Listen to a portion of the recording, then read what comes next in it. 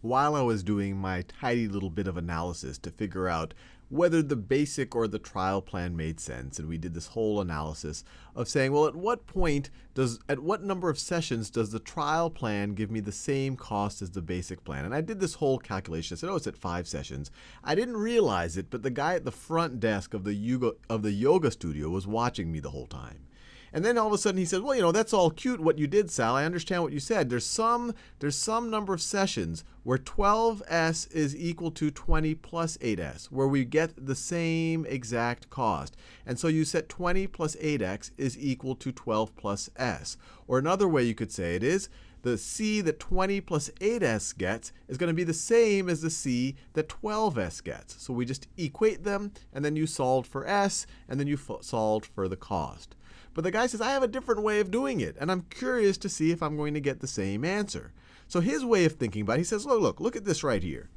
We know from our basic plan, that the total monthly cost is going to be equal to $20 per session, or it's actually going to be $20. It's going to be a $20 upfront fee plus $8 per session times the number of sessions.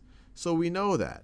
And the whole thing we wanted to think about is, at what number of sessions do we get the same cost for both the basic and the trial plan?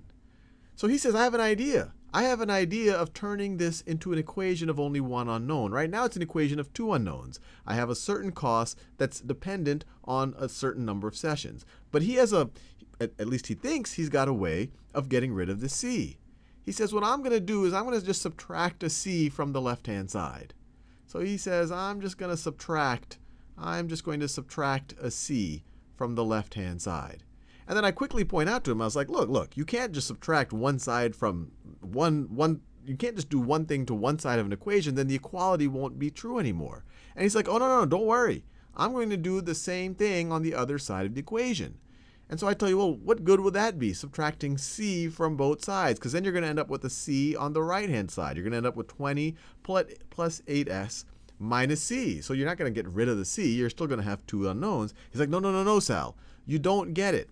I'm going to subtract c from the left-hand side, but I know that we're looking for an s where 12s is going to give us the same as whatever c is. This cost, whether I use the basic plan or whether I use the trial plan, I'm going to get the same cost. So I'll subtract the cost, whatever that cost is, that same cost that either the basic or the trial plan will give me. I'll subtract that from the left-hand side, because that'll cancel out with that. But from the right-hand side, I'll just subtract 12s. So he says, I'm just going to subtract c from the left-hand side, and I'm going to subtract 12s from the right-hand side. So I'm wondering, is this a valid thing to do? He's essentially subtracting this equation from that equation. He's subtracting the c from the left-hand side, and he's subtracting this 12s from the right-hand side. Does that make any sense? Well, let's just think about it. We know that if we have an equation, if we add or subtract one thing to one side, we have to do the same thing to the right-hand side. What he's doing, he's saying, look, we know for either plan we use, we know that there's some number of sessions where we're going to get the same cost. So let's subtract that same cost from the left-hand side, and that's going to be the same thing as 12s. We know that this has to be true. We know that both of these statements have to be true at this point of equality. So he says, look, if these two things are equal to each other, subtracting a 12s is completely equivalent to subtracting a c. So this actually is a valid operation. He is subtracting the same thing. He's subtracting a c over here, and he's subtracting a 12s over here. We know they're the same thing because we're putting that constraint on us. We know that both c has to be equal to 20 plus 8s, and c has to be equal to 12s. Because c has to be equal to 12s, we can subtract c from one side and 12s from the other. But let's see if this actually gets us anywhere. So if we subtract c from one side and 12s from the other, what do we actually get? Well, let's think it through. On the left-hand side, on the left-hand side, if I have c minus c, well, I just end up with 0. They just completely negate each other, and there's nothing left here on the left-hand side. So I just have 0 on the left-hand side. On the right-hand side, I have the 20 still. I have the 20. And then I have 8 of something, and then I'm subtracting 12 of something. So 8 s's minus 12 s's is going to give me negative 4 s's. So that's going to give me negative 4 s's. So this is interesting now.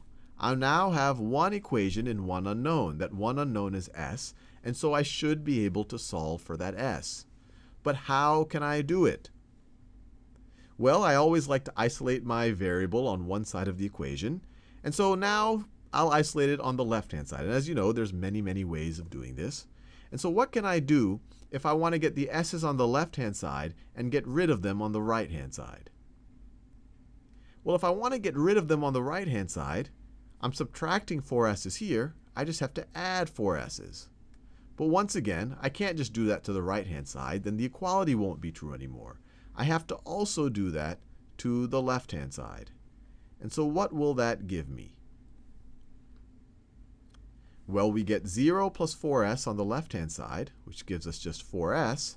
And that's going to be equal to, on the right-hand side, negative 4s and 4s, they negate each other. We're left with just 20. So we're left with 4s is equal to 20. To solve for s, we just divide by 4. We have 4 times something, the special number of sessions, is equal to 20.